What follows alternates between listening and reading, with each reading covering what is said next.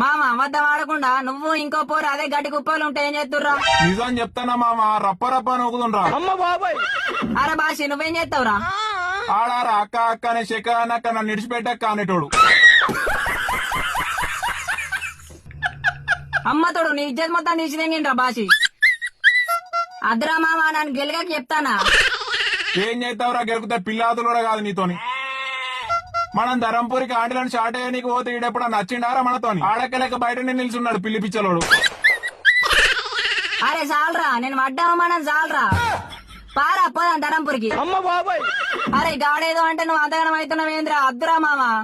ఏ చెల్లి ఇవాళ ఎట్లా నన్ను పోయిందే కావాలి.